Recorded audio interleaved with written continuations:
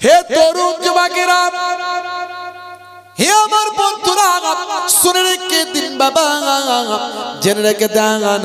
হে মুসলমান, একটু লক্ষ্য করুন, সেই আলেমে হাক্কানিরা এখন ওয়াজ নাসিহাত করেন।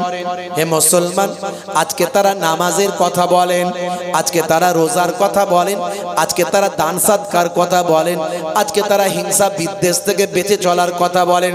হে তরুণ যুবকেরা, এই ইসলামকে প্রতিষ্ঠা করার জন্য আমার আপনার নবী কত কষ্ট করেছেন, কতটা মেহনত করেছেন। হে যুবকেরা, প্রত্যেকটা নবী, প্রত্যেকটা পয়গম্বর কত মেহনত করেছেন, কতটা কষ্ট করেছেন বাপ। হে যুবকেরা, হে আমার বন্ধুরা, মক্কা শরীফ মদিনা শরীফে গেলে আপনি দুই ধরনের খেজুর অবশ্যই খাবেন। একটা হলো কালো খেজুর, আর একটা হলো দানা ছাড়া খেজুর। খেয়েছেন? এই কালো খেজুরটাকে বলে আজুয়া খেজুর। কি খেজুর বলে? আজুয়া। এই খেজুরটার সম্পর্কে আল্লাহর নবীর হাদিস আছে। আল্লাহর নবী সোনার জবানে জানিয়ে দেন, যদি কেউ সকালবেলা খালি পেটে 7টা আজুয়া খেজুর খায়, সেই দিনে তার শরীরে বিষ ক্রিয়া হবে না। সেই দিনে তাকে কেউ জাদু করলেও জাদুটা আর কাজে লাগবে না। হে তরুণ যুবকেরা, ইংল্যান্ডের ম্যানচেস্টার বিশ্ববিদ্যালয়, সালটা হলো 2020 সাল, ইন্টারনেটে ভাইরাল একজন পৃথিবী বিখ্যাত স্কলার। হে তরুণ যুবকেরা, হে আমার মুরব্বিয়ানেরা, বিভিন্ন ধর্ম সম্পর্কে সেখানে আলোচনা হচ্ছে, বিভিন্ন ধর্মের কথোপকথন হচ্ছে।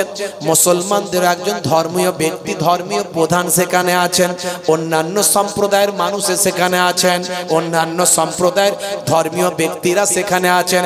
হে তরুণ যুবকেরা, ইংল্যান্ডের ম্যানচেস্টার বিশ্ববিদ্যালয়ে হল ঘরে তখন ধর্ম নিয়ে আলোচনা চলছে, কথোপকথন হচ্ছে।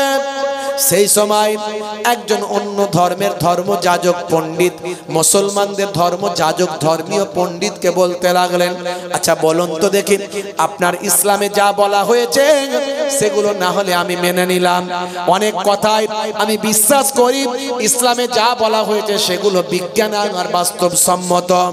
কথা ঠিক না ভুল বলেন? আমি এর আগে অনেক বলেছি, ইসলামে বলা হয়েছে ডান দিকে কাত হয়ে ঘুমাও, নবী বলেছেন ডান দিকে কাত হয়ে ঘুমাতে। আপনি যদি কয়েকদিন ডান দিকে কাত হয়ে ঘুমান, আপনার নার্ভটা অ্যাডজাস্ট হয়ে যাবে। আপনি মাত্র 21 দিন চেষ্টা করুন, 21 দিন পর থেকে আপনার নার্ভ অটোমেটিক, আপনার নার্ভ আপনাকে সুলি ডান দিকে কাত করে দেবে। 1450 বছর আগে নবী বললেন, যখন তোমরা ঘুমাবে ডান দিকে কাত হয়ে ঘুমাবে। আজকের স্বাস্থ্য বিশেষজ্ঞরা বলেন বাম দিকে থাকে হার্ট। হার্টের কাজ কি?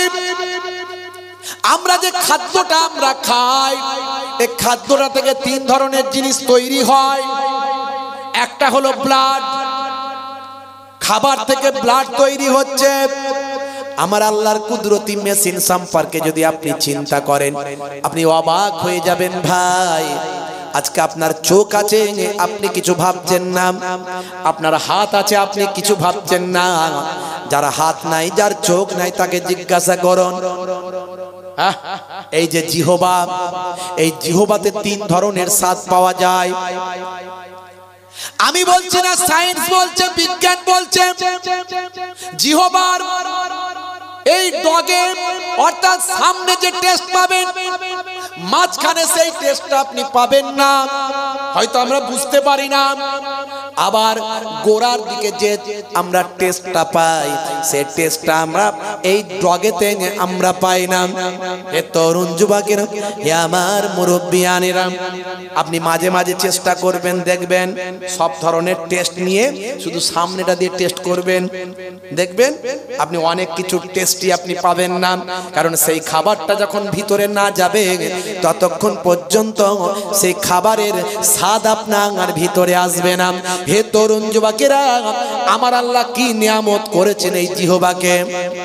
এক একটা জিনিস নিয়ে যদি গবেষণা করি আমরা অবাক হয়ে যাব বাবা মার।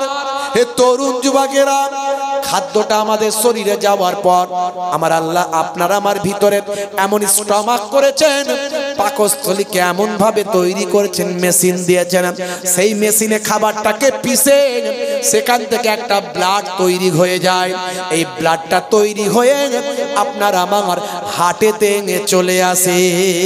এই যে হার্ট, এই হার্টের কাজ কি? আবার হার্টের কাজ হলো সরু সরু যে তারগুলো আছে, তার আমাদের শরীরে যে তার আছে এগুলোকে আমরা বলি শিরা উপশিরা।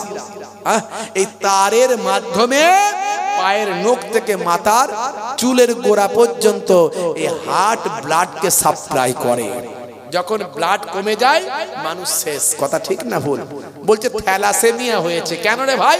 যে ব্লাড আর তৈরি হচ্ছে না।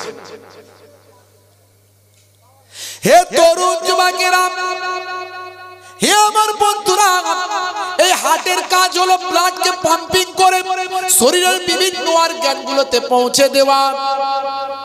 1450 বছর আগে নবী বললেন, যখন ঘুমাবে ডান দিকে কাত হয়ে ঘুমাও। স্বাস্থ্য বিশেষজ্ঞরা বলছে নবী তো ঠিক বলেছেন, কারণ বাম দিকে যদি কেউ কাত হয়ে ঘুমায় তাহলে হতে পারে তারা হার্টেতে প্রেসার পড়বে। হার্টেতে চাপ পড়লে ব্লাড সার্কুলেশন, ব্লাড পাম্পিং হতে অসুবিধা হবে। এর ফলে ঠিক মতো সার্ভিস হবে না, শরীরের বিভিন্ন অর্গানগুলোতে ব্লাড পৌঁছাবে না। এতে ভাই আমার প্যারালাইসিস হতে পারে। ব্লাড সার্কুলেশন বন্ধ হলে বিভিন্ন রোগ হতে পারে, অসুখ হতে পারে। হে তরুণ যুবকেরা, 1450 বছর আগে আল্লাহর নবী যা বলেছেন আজকের যুগে সব বিজ্ঞান আর বাস্তবতায় পরিণত হয়েছে। এরকম উদাহরণ আমি অনেক দিতে পারি আপনাদের মাঝখানে, এরকম উদাহরণ আমার অনেক আছে। তরুণ যুবকেরা, আর একটা উদাহরণ আমি আপনাদের মাঝখান থেকে দিই। সূরার নাম সূরা নাবা। এই সূরা নাবা যদি আপনি খোলেন, এখানে আমার আল্লাহ মানুষকে কি কি দান করেছেন তার একটা ছোট্ট নমুনা এখানে আমার আল্লাহ তুলে ধরেছেন।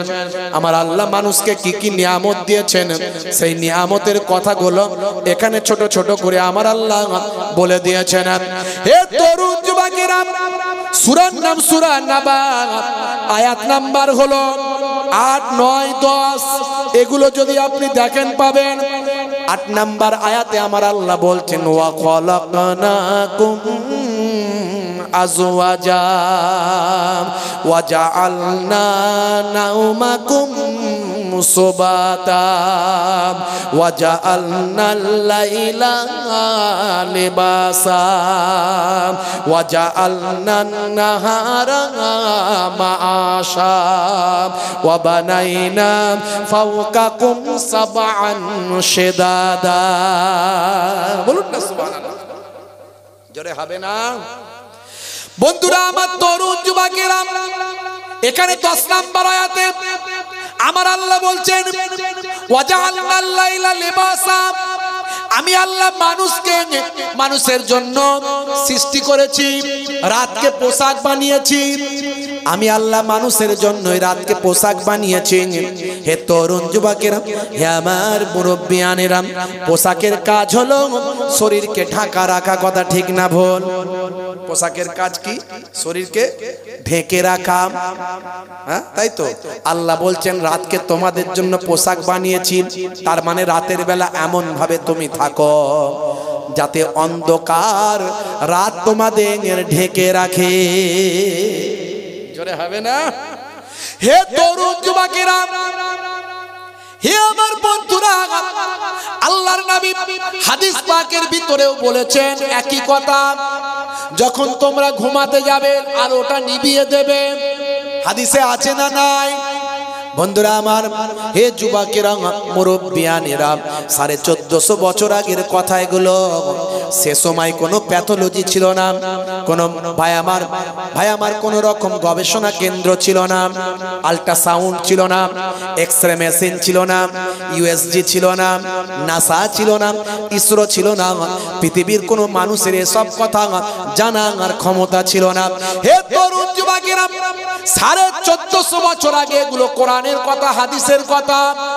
আজকের যুগের বিজ্ঞানের গবেষণায় বেরিয়ে আসে 1450 বছর আগের কথাগুলো মিলে যায়। বিজ্ঞান বলছে, সায়েন্স বলছে, মাথা থেকে কমপক্ষে 5 ধরনের হরমোন নিঃসৃত হয়। ভালো করে শুনে রাখুন, মাথা থেকে 5 ধরনের কম বেশি হরমোন তৈরি হয়। হে তরুণ যুবকেরা, তার মধ্যে এক ধরনের হরমোন যখন মানুষটি ঘুমিয়ে থাকে এবং গভীর ঘুমে যখন আচ্ছন্ন থাকে, আর ঘরটা যদি অন্ধকারের ভিতরে থাকে, চোখ যখন সিগন্যাল দিয়ে ব্রেনকে জানিয়ে দেয় যে অন্ধকারের ভিতরে আছে এবং গভীর ঘুমে আচ্ছন্ন আছেন, তখন মাথার পেছন সাইড থেকে এক ধরনের হরমোন নিঃসৃত হয়। এই হরমোনটার নাম হলো মেলাটোনিন হরমোন। আমি বলছি না, সায়েন্স বলছে, ইন্টারনেট সার্চ করবেন পাবেন। এই মেলাটোনিন হরমোনটার কাজ কি একটু শুনে রাখেন। এর আগেও আমি বলেছি, আজও আমি বলছি, এই মেলাটোনিন হরমোনটা বের হয়ে আপনার আমার রক্তের সঙ্গে মিশে যায়। এই মেলাটোনিন হরমোনটা বের হয়ে রক্তের সঙ্গে মিশে গিয়ে শরীরকে ক্যান্সারের জীবাণু থেকে রক্ষা করে। ভাই জোরে হবে না? জোরে হবে না? এখনো কি কোরআন বিশ্বাস হয় না? বলুন তো দেখি বাপ। আমি অনেক উদাহরণ দিয়েছি এরকম, কম বেশি অর্ধশত উদাহরণ আমার আছে পকেটে রাখা, কিছু কম বেশি। বেশি বলতে গিয়ে সময় আমি অতিবাহিত করব না। এই যে যখন আজুয়া খাজুরের কথাটা বললাম না, কিছু মানুষ অবাক হয়ে যেতে পারে, এবার হয় না 7টা আজুয়া খাজুর খেলে বিষক্রিয়া শরীরে কাজ করবে না? ম্যানচেস্টার ইউনিভার্সিটির হল ঘরে 2020 সালে ইন্টারনেট সার্চ করবেন পাবেন। এমন সময় অন্য ধর্মের ধর্মযাজক, মুসলমানদের ধর্মযাজক, ধর্মীয় পণ্ডিতকে বলছেন, সাহেব ও মাওলানা শুনে রেখে দেন, আপনাদের ইসলামে অনেক কথাই বলা হয়েছে যেগুলো আজকের যুগে বিজ্ঞান আর বাস্তবতার সঙ্গে মিলে যায়, কিন্তু একটা কথা আমি আপনার কাছে জানতে চাই। আপনার নবী বলেছেন 7টা আজুয়া খাজুর খেলে নাকি শরীরে বিষক্রিয়াও কাজ করে না, ওই দিন জাদু টোনাও কিছু কাজ করে না। এটা আমি মানতে পারলাম না। সেই সময় যিনি ধর্মীয় পণ্ডিত ছিলেন, তিনি সর্বদা আজুয়া খাজুর বেশি করে খেতেন। হে তরুণ যুবকেরা, হে আমার মুরব্বিয়ানেরা, সৌদি আরবে যখন যাবেন, উমরা হজে বা হজ করতে যখন যাবেন, সেখান থেকে আজুয়া খাজুরটা বেশি করে নিয়ে আসবেন। এই আজুয়া খাজুরটা আপনার হার্টের জন্য কাজে লাগবে। হে তরুণ যুবকেরা, হে আমার মুরব্বিয়ানেরা, শুনে রেখে দিন বাবা, এই আজুয়া খাজুরটা হলো কালো খাজুর। দেখেছেন তো কালো খাজুর? এই খাজুর গাছটার ইতিহাস আছে, আমি এর আগেও বলেছি। এই খাজুর গাছটা, খাজুরটা কালো, একেবারে কালো, একেবারে খুব কালো। এরকম খাজুর আপনি আর পাবেন না দ্বিতীয়। এই একটাই খাজুর পাবেন এত কালো।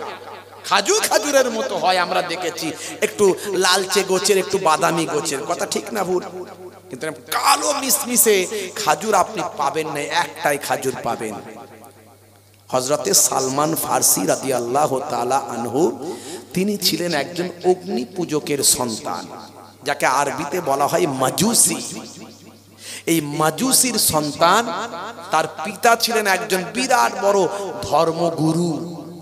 অগ্নি পূজকদের, মাজুসিদের একজন বড় ধর্মযাজক। বাড়িতে সব সময় কাঠে আগুন জ্বলিয়ে থাকত, আগুন নেভাতো না। সালমান ফারসি বিরাট ধন সম্পদের মালিক, তার পিতা হলেন একজন ধর্মগুরু। ভাইরা আমার, পারস্যের মানুষ, তাকে তার পিতা বলেছে, বাবা সালমান, তুমি তো আমার উত্তরাধিকারী হবে, এখন থেকে একটু প্র্যাকটিস করো, মানুষজনের সঙ্গে মেশো, আর যে কোনো অবস্থায় পড়ো না কেন, এই আগুন জ্বলা বন্ধ করবে না, সবসময় আগুন যেন জ্বলে, কারণ আগুনই হলো আমাদের খোদা। যা চাওয়ার, যা বলার আগুনের কাছে বলবে। সালমান ফারসি এক সময় ঠান্ডা মাথায় চিন্তা করছে, আমি যদি কাঠ না দিয়ে আগুন নিভিয়ে যাবে, বন্ধ হয়ে যাবে, তাহলে যে আমার সাহায্য ছাড়া বাঁচতে পারে না, সে আবার আমার প্রভু কেমন করে হলো? সালমান ফার্সির মাথায় এটা স্ট্রাইক করলো। অনেক কষ্ট করেছে, জমিদার ঘরের সন্তান, অনেক বড় ধনসম্পদের মালিক, ঘরে অনেক ভাই আমার চাকর বাকর ভর্তি। অনেক ঘটনা আমি বলেছি, সালমান ফার্সির লাইফ হিস্ট্রি আমি বলেছি, ইন্টারনেটে পাবেন। এখন তো এই জন্যই বলি ওয়াজ বেশি শোনার দরকার নাই, অল্প শুনবেন, কিন্তু মন দিয়ে শুনবেন, সেটাকে আমল করবেন।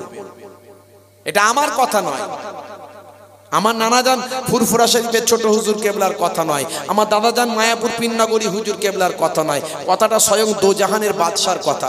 দয়ার নবী বলছেন তাদারিসুল ইলম, ইলমের দার্স নাও ফিল লাইল, রাতের বেলা, সাতান 1 ঘন্টা। এই 1 ঘন্টা যদি দিনের দার্স নিতে পারো, তাহলে রাতের বেলা 1 ঘন্টা যদি কোরআন হাদিসের আলোচনাটা যদি শুনতে পারো, বক্তা যদি বলার মতো বলতে পারে, শ্রোতা যদি শোনার মতো শুনতে পারে, আল্লাহর নবী বলছেন খায়রুম মিন আহিয়াইহা, সারা জীবন যত নফল ইবাদত করেছো তার থেকে 1 ঘন্টার আলোচনা শোনাটা সবচেয়ে বড় ইবাদত। জোরে বলা যাবে না সুবহানাল্লাহ? এই জন্য বলি, 2 দিন আলোচনা শুনছেন মাশাআল্লাহ, খুব ভালো, খারাপ বলছি না আমি, অনেক বেশি ওয়াজ শুনছেন, কিন্তু কতটা গ্রহণ করতে পারছেন সেটা ভাবতে হবে। ভাইরা আমার, তরুণ যুবকেরা আমার, মুরব্বিয়ানেরা আমার, মুসলমান, হযরত সালমান ফার্সি অনেক কষ্ট, ব্যথা, যন্ত্রণা সব কিছুকে আরাম আয়েশ ত্যাগ করে, অনেক যন্ত্রণা কষ্ট ভোগ করে তাকে পায়ে বেড়ি বেঁধে রাখা হয়েছিল, সব ছিঁড়ে খুলে এক সময় মদিনা শরীফ পর্যন্ত চলে এসেছিলেন। একজন বড় ধর্মযাজক বলেছিলেন, বাবা সালমান, আমি তোমার সঙ্গে প্রতারণা করব না, তোমাকে ঠকাবো না, তুমি যে আল্লাহকে পেতে চাইছো সেই আল্লাহর সন্ধান, মহান প্রভুর সন্ধান একজন তোমাকে দিতে পারে, তিনি আসবেন আরবের জমিনে। জোরে হবে না? যে জায়গায় তিনি আসবেন সেখানে ঘন ঘন খেজুর গাছের বাগান থাকবে। এই ওয়াজ আমি করেছি, নতুন করে আর রিভাইজ দেব না, ইন্টারনেটে 20-25 হাজার বক্তব্য আছে, যার ওয়াজ চালাবেন শুনতে পাবেন, খালি নামটা লিখতে অপেক্ষা। আমি আর নতুন করে বলবো না, অন্য কথা বলছিলাম, বলবো। যেখানে তিনি আসবেন ঘন ঘন খেজুর গাছের বাগান পাবে, আর সেই মানুষটাকে তার সঙ্গী সাথীরা ঘিরে রাখবে, ভক্তি করবে, ভালোবাসা দেখাবে। যখন তুমি বুঝতে পারবে সেটাই হলো সেই মানুষ, তখন তার কাছে গিয়ে যদি তুমি কোনো সাদকার খানা খাবার দাও, সাদকা যদি দাও তার কাছে, হুজুর আমি আপনার জন্য, বাবা এটা আপনার জন্য নিয়েছি, যে আমার সাদকার তোহফা, সাদকার খানা, তিনি সাদকার খানা নেবেন না, খাবেন না। আর যদি তুমি তাকে তোহফা দাও, তিনি তোহফা গ্রহণ করবে। বাবা সালমান এগুলো পরীক্ষা করে নেবে, কিন্তু আমি তোমাকে ঠকাচ্ছি না, আমি তাওরাত, ইনজিল, জাবুরে যার সম্পর্কে পড়েছি আমি তোমাকে বলছি। আর একটা শেষ মনে রাখবে, তার পিঠে কাঁধের নিচে একটা ডিমের মতো স্ট্যাম্প মারা থাকবে, তাতে লেখা থাকবে মোহাম্মদ রাসূল আল্লাহ। জোরে বলুন সুবহানাল্লাহ, মুহাম্মাদুর রাসূলুল্লাহ। এই স্ট্যাম্প যতক্ষণ না দেখতে পাচ্ছ বাবা সালমান, ততক্ষণ তুমি তার হাতে হাত দিয়ে তার শিষ্যত্ব গ্রহণ করবে না। হযরত সালমান ফার্সি এটা পেতে অনেক কষ্ট হয়েছিল। মদিনা শরীফে গিয়ে তিনি বিক্রি হয়ে গিয়েছিলেন ইহুদির কাছে।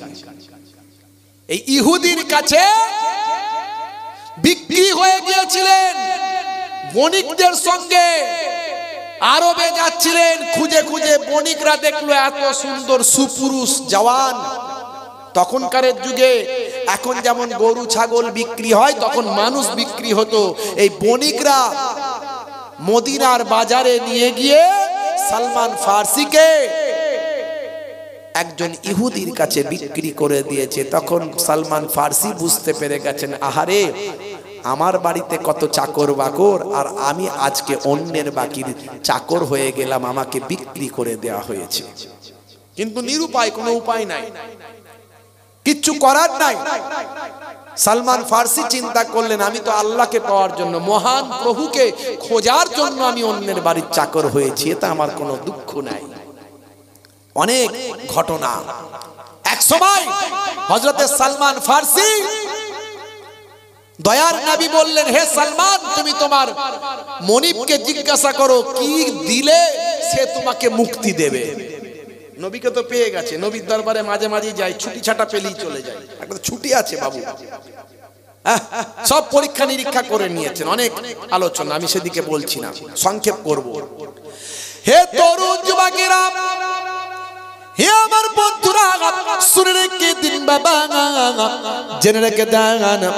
এমন সময় সালমান ফার্সি আশায়, বুক ভরা আশা নিয়ে তার ইহুদি মনিবকে বললেন, ও আমার মনিব, আমি দীর্ঘদিন আপনার কাছে থাকলাম, কিন্তু আমি আপনার কাছ থেকে মুক্তি পেতে চাই, আমি আপনার দাসত্ব থেকে মুক্তি পেতে চাই, বলেন আপনাকে কি দিলে আপনি আমাকে মুক্ত করবেন। এমন সময় সালমান ফার্সির ইহুদি মনিব বলেছিল, যদি মুক্তি তোমাকে নিতে হয়, আমার কাছ থেকে যদি তোমাকে আজাদ হতে হয়, তাহলে শোনো, 600 দিরহাম লাগবে, আর 300টা খাজুর তোমাকে গাছ লাগিয়ে দিতে হবে। সেই গাছ ফল হবে, একটাও গাছ যদি পোট হয়ে যায়, একটাও গাছ যদি মিস হয়ে যায়, আবার একটা গাছ লাগিয়ে দিতে হবে। এইভাবে 300টা গাছ লাগিয়ে সেই গাছের ফল করে দেখিয়ে দিতে হবে। যতক্ষণ না ফল হয় ততক্ষণ তোমার মুক্তি নাই। 600 দিরহাম, 300টা খাজুরের গাছ, একটা গাছ মরে গেলে আবার গাছ লাগাতে হবে, গাছ লাগিয়ে ফল হবে, প্রত্যেকটা গাছের ফল হলে তবে তোমাকে ছাড়বো। তার মানে ইহুদি চেয়েছে এমন শর্ত দেব যাতে সালমান নাজাত না পায়, সালমান ফার্সি হুজুর যাতে মুক্তি না পায়, যাতে আজাদ না হতে পারে, এমন একটা শর্ত দিল। হে তরুণ যুবকেরা, হযরত সালমান ফার্সি আল্লাহর নবীর কাছে এসে বলে, ইয়া রাসূলুল্লাহ, হাবিবাল্লাহ, আমার আর আজাদ হওয়া হবে না। কেন সালমান, কি হয়েছে? তুমি কি তোমার মনিবকে বলেছিলে? জি হুজুর, বলেছিলাম মনিবকে, কিন্তু আমার মনিব বলেছে এই শর্ত দিয়েছে হুজুর। আল্লাহর নবী বললেন, হে বাবা সালমান, শোনো, চলো তুমি চিন্তা করো না, আমি হযরতে আলীকে নিয়ে আর তোমাকে নিয়ে যাচ্ছি ইহুদির কাছে। ওই ইহুদি তোমাকে খাজুর চারা দেবে বলেছে। বলে, হ্যাঁ হুজুর, যাও খাজুর ওই গাছগুলো বা খাজুরগুলো বীজগুলো নিয়ে নাও। হে তরুণ যুবকেরা, হযরতে সালমান ফার্সি খাজুরের বীজগুলো ইহুদি দিল, ইহুদির শর্ত মেনে নিল হযরতে সালমান ফার্সি। আল্লাহর নবী বললেন, বাবা আলী, ও বাবা আলী, তুমি গর্তটা খুলে খুলে চলে যাবে, আর আমি সেই ইহুদির দেওয়া খাজুরের বীজটা লাগাতে লাগাতে যাব।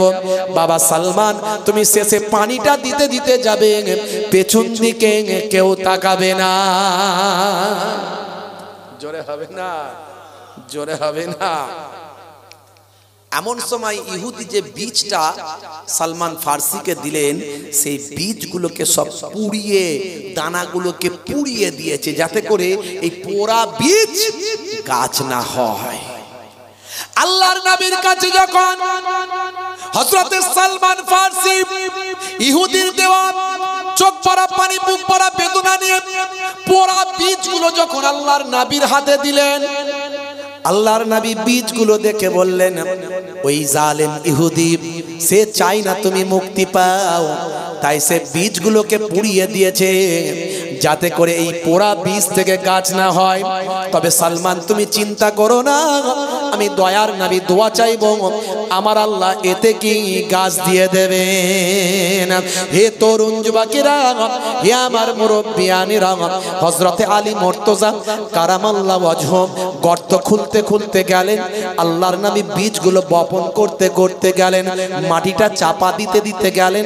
সালমান ফার্সিকে বললেন, পানিটা দিতে দিতে এসো বাবা, তবে মনে রেখো পেছন দিকে তাকাবে না। হে তরুণ যুবকেরা, সব বীজগুলো যখন বসানো হয়েছে, শেষ হয়ে গেল বীজ বসা, পেছন দিকে আল্লাহর নবী বললেন এবার তাকিয়ে দেখো, প্রত্যেকটা বীজ থেকে আমার আল্লাহর কুদরতি ক্ষমতায় নবীর ওসিলায় গাছ হয়ে ফল খানা ধরে গিয়েছে।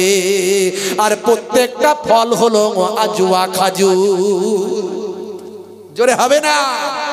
জোরে হবে না? এই হলো আজওয়া খাজুরের ইতিহাস। আল্লাহর নবী বলেছেন সাহাবীকে, এই সাহাবী, তোমার বুকে ব্যথা, তোমার বুকে ব্যথা, আজওয়া খাজুর খাও, আল্লাহ তোমার স্বাস্থ্য ভালো করে দেবেন। জোরে হবে না? ভাইরা আমার, আর একটা খাজুর খাবেন, মক্কা শরীফ মদিনা শরীফে গেলে সেই খাজুরটার বীজ নাই। ভাই, এমন কোন ফল পৃথিবীতে পেয়েছেন যে ফলের বীজ নাই? হ্যাঁ, দেখেছেন বীজ নাই এরকম ফল পেয়েছেন বাপ?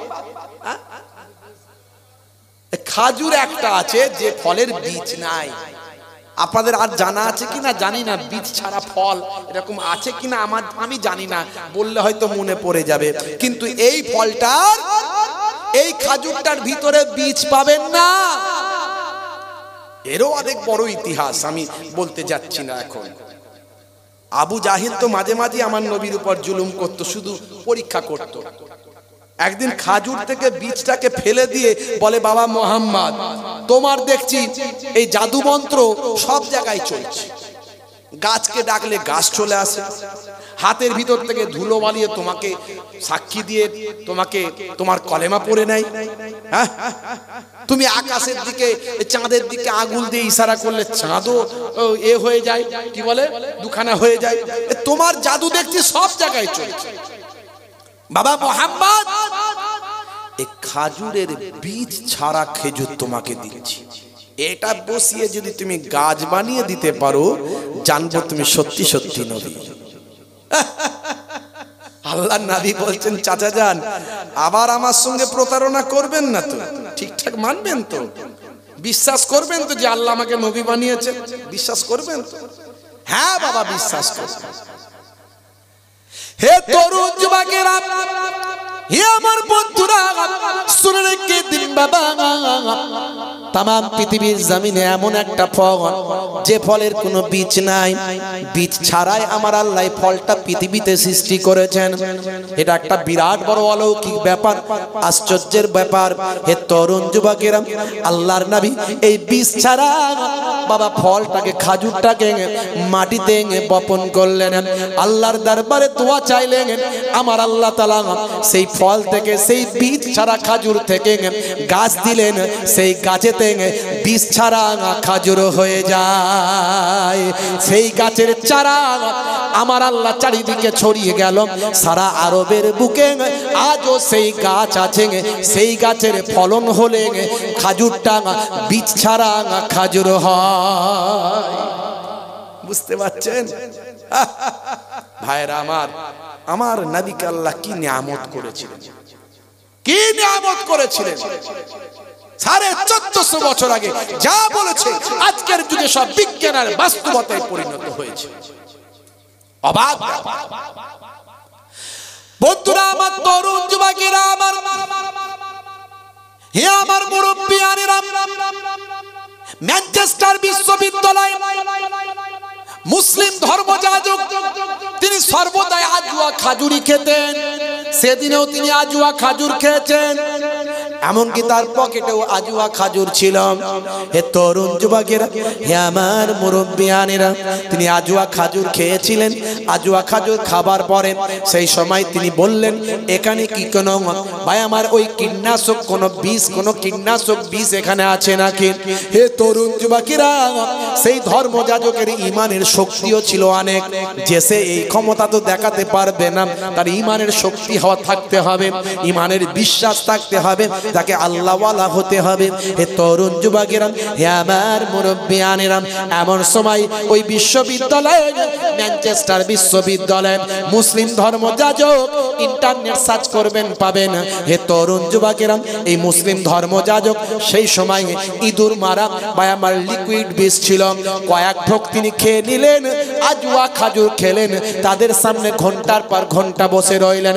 তিনি বললেন, দেখুন আমি লিকুইড এখানে বিষ খেয়েছি, এই যে কেমিক্যাল খেয়েছি, লিকুইড বিষ খেয়েছি, তারপরও আমার শরীরের কোনো অসুবিধা আমি ফিল করছি না। আল্লাহর নবীর হাদিসটা মিলে যায়। তার মানে আমি বলবো না যে আপনারা পরীক্ষা করুন, কারণ সেই ঈমানি শক্তি অর্জন করতে হবে, অত সহজ নয়। আর আপনি খেতেও পারবেন না, যতই আজওয়া খাজুর খান। আপনাকে বলি যদি বিষটা খেয়ে পরীক্ষা করুন তো দূরবাবু মরে যাবো কোথায় এখন, সেটা আপনি দ্বারা সম্ভব হবে না, কারণ সেই ঈমানি শক্তি আসেনি। বন্ধুরা আমার, তবে সেই ঈমানি শক্তি যাদের আছে হবে। হে তরুণ যুবকেরা, সেই নবী কত কষ্ট করেছেন আপনাকে আমাকে হেদায়েত দেওয়ার জন্য, সিরাতুল মুস্তাকিম পথের পথিক বানানোর জন্য। নবী আমার রক্তাক্ত হয়েছেন, জুলুমের শিকার হয়েছেন। হে তরুণ যুবকেরা, যুগে যুগে যত নবী পয়গম্বর পৃথিবীর জমিনে এসেছেন, তারা প্রত্যেকেই লাঞ্ছিত বঞ্চিত হয়েছেন। আজকেও আলেম ওলামারা লাঞ্ছিত বঞ্চিত হচ্ছে না, হয়নি? ইসলামের কথা বলতে গিয়ে আলেমদের উপরে জুলুম আসছে না, আসেনি? কত আলেমকে দেখবেন জেলখানায় বন্দী হয়ে আছে, হক কথা তারা কোরআনের কথা বলেছে। বুঝতে পারছেন? সারা পৃথিবীতে প্রত্যেকটা নবীর উপর জুলুম হয়েছে। হযরতে নূহ নবীর কথা যদি একটু টাচ দিই, হযরতে নূহ আলাইহিস সালামকেও জালেম উম্মতেরা অনেক আঘাত করেছে, অনেক রক্তাক্ত করেছে। 950 বছর হযরতে নূহ নবী ওয়াজ করেছেন, জীবন জিন্দেগি ধারণ করেছেন। হে তরুণ যুবকেরা, এই দীর্ঘ সময়ে তিনি অনেক ইবাদত, অনেক বন্দেগী করেছেন, অনেক ওয়াজ নাসিহাত করেছেন, কিন্তু ফায়দা তেমন কিছু হয়নি। অল্প কিছু মানুষ কেবলমাত্র হেদায়েত হয়েছে, বেশিরভাগ মানুষ হেদায়েত হলো না। হে তরুণ যুবকেরা, হযরতে নূহ আলাইহিস সালাম এক সময় আল্লাহকে বললেন, আল্লাহ আমি আর পারছি না, এত দিন ধরে এদেরকে হেদায়েত করলাম, এই অল্প কিছু মানুষ কেবলমাত্র হেদায়েত হলো, বাকিরা আর কেউ হেদায়েত হলো না। বন্ধুরা আমার, তরুণ যুবকেরা, নূহ নবী আল্লাহর দরবারে দোয়া চাইলেন, আল্লাহ এবার তুমি ব্যবস্থা করে দাও। আমার আল্লাহ বললেন, হে নবী নূহ, চিন্তা করো না, কিছু ভেবো না, আমি আল্লাহ তোমার জালেম উম্মতদের, ওই জালেম মানুষদের এবার ধ্বংস করে দেব। আপনারা জানেন বিরাট বন্যা হয়েছিল, সেই বন্যার ওয়াজ আমি করব না, বন্যার ওয়াজ আমি করছি না। কত কষ্ট করেছেন নবীরা আমি সেটা বলছি। ফেরেশতা জিবরাইল আলাইহিস সালাম একটা গাছ নিয়ে গাছের ডাল দিয়ে গেলেন, নূহ নবীকে বললেন, হে নবী নূহ, আমার আল্লাহ আপনাকে গাছের ডালটা পাঠিয়েছেন, এই ডালটা আপনি লাগিয়ে দেন, অল্প কিছুদিনের মধ্যে ডালটা একটা বিশাল বড় গাছ হয়ে যাবে। হে তরুণ যুবকেরা, হে আমার মুরব্বিয়ানেরা, বিশাল বড় যখন গাছ হয়ে যাবে, হে নবী নূহ আপনি সেই গাছটাকে কেটে ফেলবেন, ওই গাছকে কেটে আপনি নৌকা তৈরি করবেন, নৌকাটা আপনার হবে 1200 হাত লম্বা। নূহ নবীর হাত আমাদের মতো নয়, যে মানুষটা 950 বছর হায়াত পেয়েছেন তিনি লম্বাও তেমন। আদম নবীর পায়ের ছাপ 7 ফুট, আর আমরা লম্বাই 7 ফুট। বুঝতে পারছেন? আমরা লম্বাই 7 ফুটও নয়, 6 ফুট, 5 ফুট, 5.5 ফুট, 4.5 ফুট। আর আদম নবীর পায়ের ছাপটা হলো কম বেশি 7 ফুট, একটু বেশি কম, অনেকদিন আগে পড়েছিলাম। তো যাই হোক ভাইরা আমার, তার মানে তারা কত লম্বা চওড়া ছিলেন বুঝতে পারছেন। হে তরুণ যুবকেরা, হযরতে নূহ নবীকে আল্লাহ বললেন, ফেরেশতা জিবরাইল আলাইহিস সালাম বললেন 1200 হাত লম্বা হবে আপনার নৌকা। লম্বায় হবে 1200 হাত আপনার হাতের। কারণ যত মানুষ ঈমান কবুল করেছেন তারা সেই নৌকাতে এসে উঠে যাবে। কষ্ট হচ্ছে আপনাদের? কষ্ট হচ্ছে? খুব ছোট করে, আর বেশি নয়, সময় খুব কম। বন্ধুরা আমার, তরুণ যুবকেরা আমার, চওড়াই হবে 600 হাত, লম্বায় 1200 হাত, চওড়ায় 600 হাত, আর উচ্চতায় হবে 30 হাত। হে তরুণ যুবকেরা, হে আমার মুরব্বিয়ানেরা, শুনে রেখে দিন বাবা, জেনে রেখে দেন, নৌকাটা হবে 3 তলা। এই 3 তলা নৌকায় নিচের তলায় থাকবে মানুষ, তার উপরে থাকবে জীবজন্তু, আর সবচেয়ে উপরে থাকবে ওই সমস্ত কাক পাখালি বা আমার পাখি। হে তরুণ যুবকেরা, হযরত নূহ আলাইহিস সালাম সময় হয়ে গেল, ওই বিশাল বড় গাছ হয়ে গেছে জঙ্গলে, ওই গাছটাকে কাটতে হবে, গাছটাকে নিয়ে আসতে হবে। কিন্তু এত বিশাল বড় আল্লাহ গাছ দিয়েছেন যে গাছ থেকে এত বিশাল বড় নৌকা তৈরি হবে, সেই গাছটাকে আনবে বয়ে কে?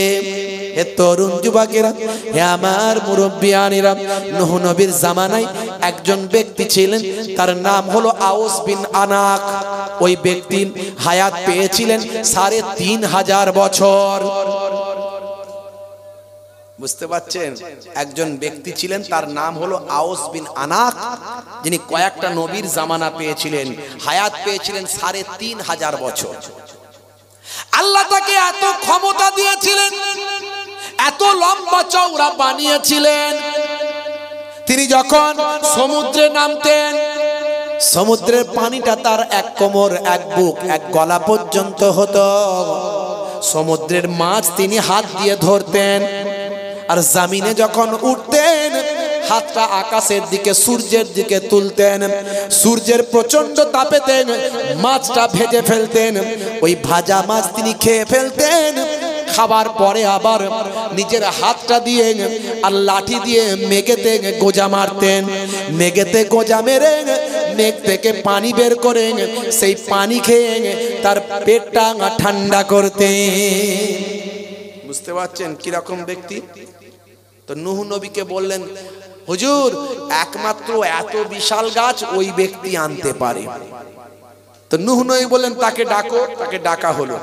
সেই লোক ছিল একটু সাদাসিধে, শুধু একটু পেটুক লোক, মানে খাওয়াতে হবে, খেলি কাজ করে দেবে। নূহ নবী বললেন, তোমাকে ওই গাছটা এনে দিতে হবে। সেই লোক বলল, হুজুর, এনে তো দিতে পারি, পেট ভরে খাবার দিতে হবে। আল্লাহর নবী নূহ আলাইহিস সালাম বললেন, পেট ভরে খাবার তোমাকে দেব, চিন্তা নাই, যাও তুমি গাছটা এনে দাও, আর আমি তোমাকে পেট ভরে খাবারের ব্যবস্থা করে দেব। এমন সময় ওই ব্যক্তি বলল, হুজুর, তবে শোনেন, যদি পেট ভরে খাবার যদি না পান, তাহলে গাছ আবার তুলে নিয়ে আগের জায়গায় রেখে দিয়ে আসবো। নবী নূহ আলাইহিস সালাম বললেন, আরে বাবা, ঠিক আছে, পেট ভরি খেতে দেবো রে বাবু। এমন সময় যেখানে হাতি আনতে পারে না, ঘোড়ায় গাছ বয়ে আনতে পারে না, 20-50টা লোক বয়ে আনতে পারে না, সেখানে ওই ব্যক্তি একাই গিয়ে তুলে নিয়ে কাঁধে করে নিয়ে এসে হাজির। এবার আমাকে খেতে দাও নবী নূহ। হযরতে নূহ আলাইহিস সালাম সেই সময় 3টে রুটি দিয়ে বললেন, এই নাও আউস বিন আনাক, এই 3টে রুটি তোমার জন্য দিলাম। বলে, হুজুর, এই 3টে রুটি আমার পেটের কোন কোনায় চলে যাবে, টের পাবো না, তাড়াতাড়ি খাবার ব্যবস্থা করুন, নালে গাছ আবার তুলে নিয়ে আগের জায়গায় রেখে আসবো। আল্লাহর নবী বললেন, তুমি বিসমিল্লাহ বলে খাওয়া শুরু করো, পেট যদি না ভরে আবার খাবার দেব। হে তরুণ যুবকেরা, 1.5 খানা রুটি খাবার পরে পেটটা তার ভরে গেল। বলে, আপনি কি আমাকে খাবার দিলেন? 1.5 খানার বেশি খেতে পারি না। আসলে বিসমিল্লাহ বলার বরকত আল্লাহ দিয়েছেন, জোরে বলুন।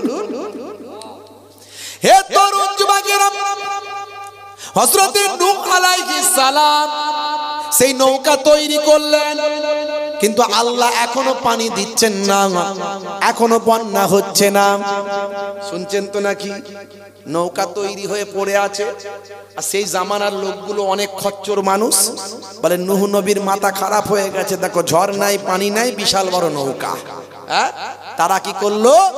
বলে এক কাজ করো, নৌকা যখন করে দিয়েছে, আমাদের মাঠে ঘাটে পায়খানা করার অসুবিধা হচ্ছে, চলো নৌকাতে গিয়ে পায়খানা করি। যার যখন পায়খানা পায় ও নৌকায় গিয়ে পায়খানা করে দেয়। বুঝতে পারছেন? তারা জালেম মানুষ, সংখ্যায় বেশি। এইভাবে দীর্ঘদিন ধরে নৌকায় গিয়ে পায়খানা শুরু করে। হে তরুণ যুবকেরা, নূহ নবী মাঝে মাঝে এসে দেখেন সর্বনাশ, এ তো নৌকায় শুধু পায়খানা আর পায়খানা। আস্তে আস্তে পায়খানায় যেন নৌকাটা ভর্তি হয়ে যাচ্ছে। এ তরুণ যুবকেরা, সারা দেশের মানুষ যখনই পায়খানা পায় ওই নৌকা এসে পায়খানা করে দেয়। এইভাবে করতে করতে এবার দেশের কানা খুড়া লোকগুলো তারাও গিয়ে পায়খানা শুরু করেছে। চোখে দেখতে পায়নি, কিন্তু এত বড় বদমাইশ যে নূহ নবীর নৌকাতে গিয়ে পায়খানা করবে। তো এক কানা রাতের বেলা পায়খানা করতে গিয়ে হঠাৎ ওই নৌকাতে পড়ে গেছে, যেখানে পায়খানায় ভর্তি, ওই পায়খানার ভিতরে পড়ে হাবুডুবু খাচ্ছে। ওই পায়খানার ভিতরে হাবুডুবু খেতে সাঁতার কাটতে কাটতে কোন রকমে উঠেছে। কোন রকমে যখন নৌকায় উঠেছে, পায়খানা থেকে যখন মুক্তি পেয়ে সাঁতার কেটে উঠেছে, তখনই দেখছে তার চোখটা ভালো হয়ে গেছে। সর্বনাশ! এই পায়খানার ভিতরে পড়ে গিয়ে চোখ ভালো, চারিদিকে চিৎকার করে বলছে আমি চোখে দেখতে পাচ্ছি। জন্মান্ধ, জন্ম থেকে অন্ধ। নূহ নবীর নৌকায় পায়খানাতে ডুবুক মেরে চোখ ফিরে পেয়েছে। এই খবর চারিদিকে ছড়িয়ে যাওয়ার পরে জালেমরা বলল আরেকটু পরীক্ষা করি, দাঁড়া আর একটা অন্ধকে নিয়ে যায়। দু চারজন মিলে তাকে নিয়ে গিয়ে বলে তোকে আর হাঁকতে ফাঁকতে হবে না, তুই গিয়ে ডুবুক মেরে আয়। বেটা গিয়ে ওখানে পায়খানাতে গিয়ে সাঁতার কেটে ডুবুক টাবুক মেরে উঠে যখন এলো, দেখছে ওরা চোখ খুলে গেছে। আরে বাপ রে বাপ! আল্লাহকে বলছেন নূহ নবী, আল্লাহ গো, এ তুমি বললে নৌকা তৈরি করতে, আর বেটারা শুধু হেগে পায়খানা করে ভর্তি করে দেয়।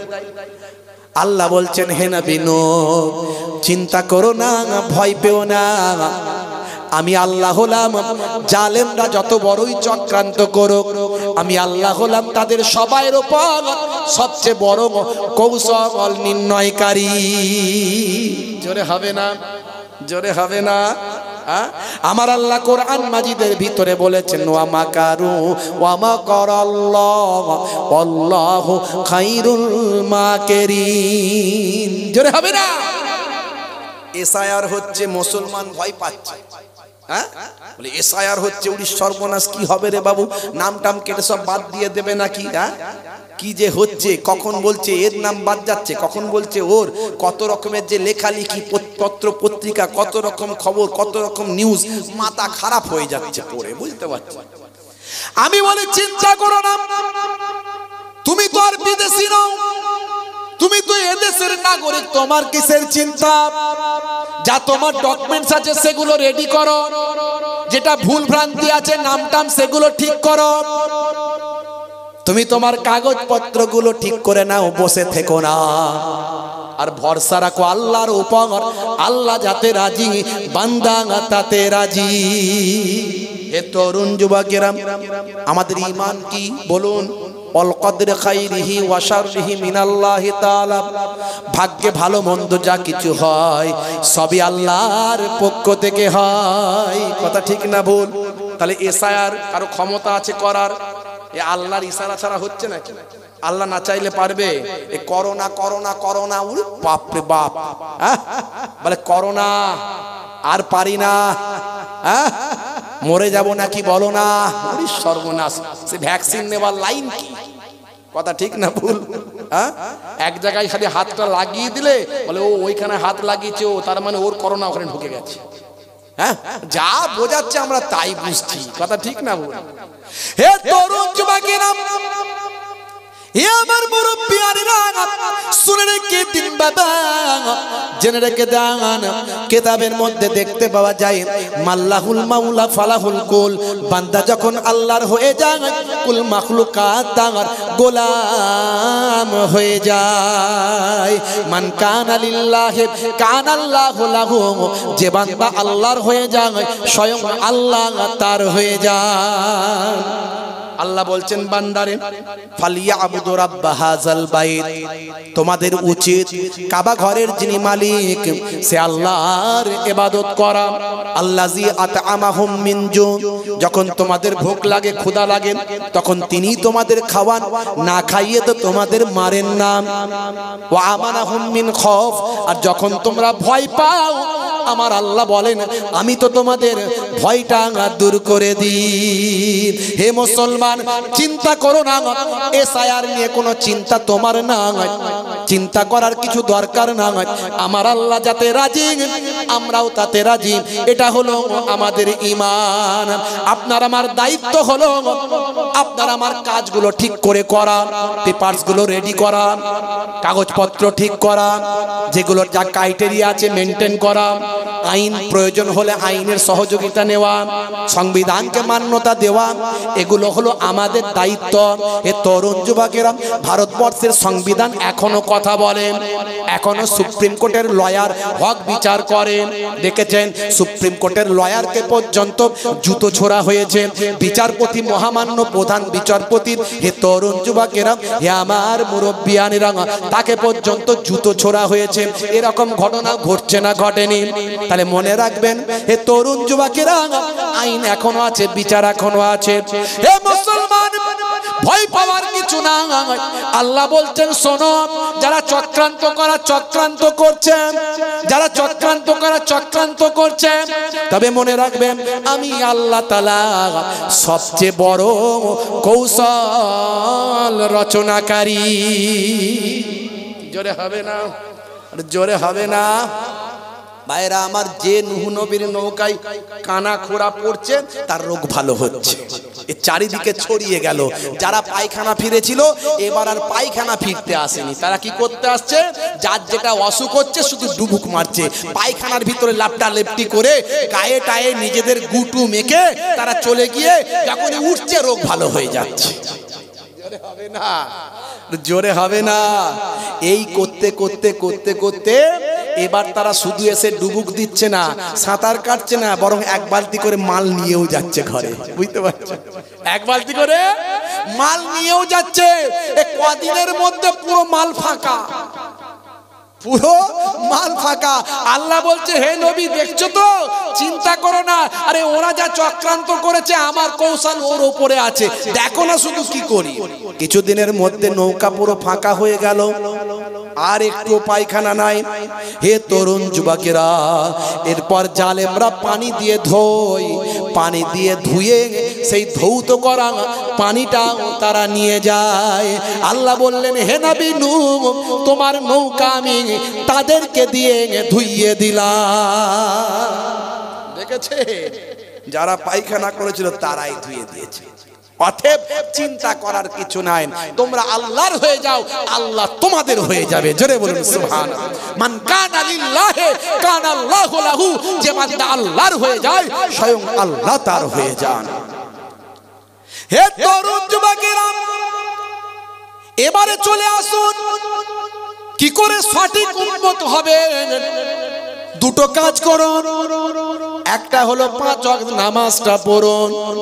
আমি ইমাম সাহেবকে জিজ্ঞাসা করছিলাম ফজরের নামাজে কজন, বলে হুজুর আর বলবেন না। হে তরুণ যুবকেরা, হে আমার বন্ধুরা, নামাজি হতে হবে, তবে তো আল্লাহর সঙ্গে বান্দার যোগাযোগটা হবে। মুসলমান নামাজ ছেড়ে দিয়েছে, এই জন্য জাবানের দোয়া কবুল হয় না। এত বিপদ, এত লাঞ্ছনা বঞ্চনা। হে তরুণ যুবকেরা, 82 বার আল্লাহ নামাজের কথা বলেছেন। ওয়াকিমুস সালাত, নামাজ কায়েম করো, নামাজ ছেড়ে দিও না।